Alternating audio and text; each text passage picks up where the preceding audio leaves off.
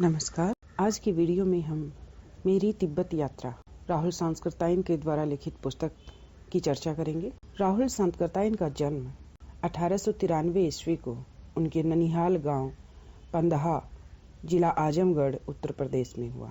उनका पैतृक गांव कैनेला था। उनका मूल नाम केदार पांडे था। उनकी शिक्षा काशी, आगरा और लाहौर में हुई। 1930 में उन्होंने श्रीलंका जाकर बौद्ध धर्म ग्रहण कर लिया। तब से उनका नाम राहुल सांतकृतायन हो गया।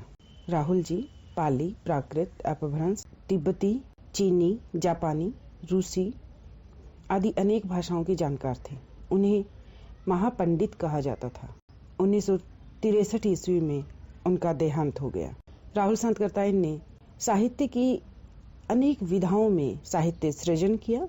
उपन्यास, कहानी, आत्मकथा, यात्रावृत्त, जीवनी, आलोचना, शोध आदि सभी विधाओं में उनकी रचनाएं उपलब्ध हैं।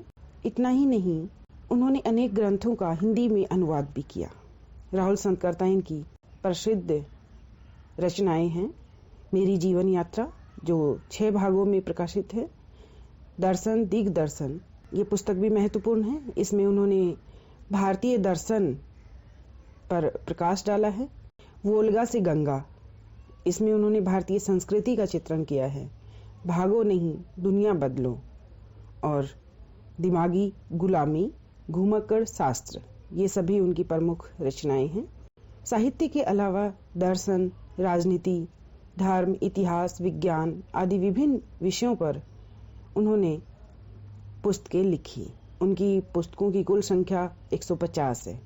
यात्रा वृत्तांत लेखन में राहुल जी का स्थान महत्वपूर्ण है। उन्होंने घुमक्कड़ी का शास्त्र रचा और उससे होने वाले लाभों का विस्तार से वर्णन करते हुए मंजिल के स्थान पर यात्रा को ही घुमक्कड़ का उद्देश्य बताया। घुमक्कड़ी से मनोरंजन, ज्ञानवर्धन और अज्ञात स्थलों की जानकारी के साथ साथ भाषा और संस्कृति का भी आदान प्रदान होता है। राहुल जी ने विभिन्न स्थानों के भौगोलिक वर्णन के अतिरिक्त वहां की जनजीवन की सुंदर झांकी प्रस्तुत की है।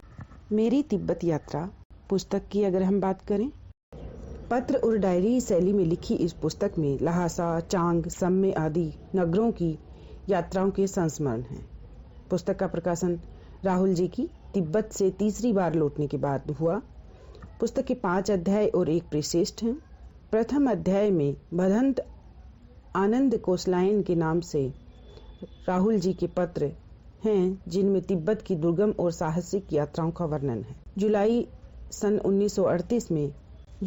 1938 से सितंबर 1938 तक की यात्राओं का वर्णन पहले और दूसरे अध्याय में हुआ है।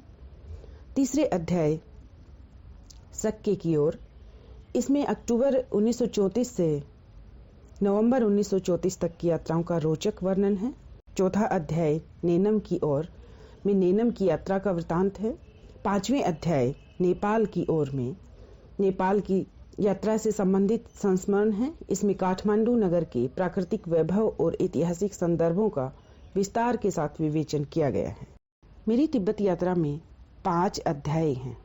वो पांचों हैं लहासा से उत्तर की ओर, चांग की ओर, सक्के की ओर, एनम की ओर, नेपाल की ओर, और इसके साथ ही इसमें एक परिशिष्ट भी दिया गया है लहासा की ओर। इसके साथ ही इस पुस्तक में 33 चित्र भी दिए गए हैं। उनके चित्र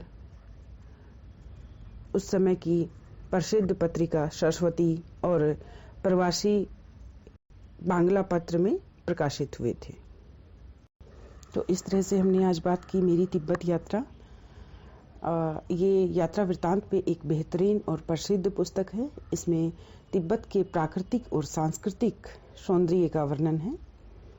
आरपीएससी के सिलेबस में, आरपीएससी के नए सिलेबस में इस पुस्तक को शामिल किया गया है। विद्यार्थी इससे जुड़े प्रश्न उत्तर, आरपीएससी से जुड़े वीडियो देखने के लिए आप इस चैनल को सब्सक्राइब करें। वीडियो पसंद आए तो लाइक करें और कमेंट करके जरूर बताएं। धन्यवाद।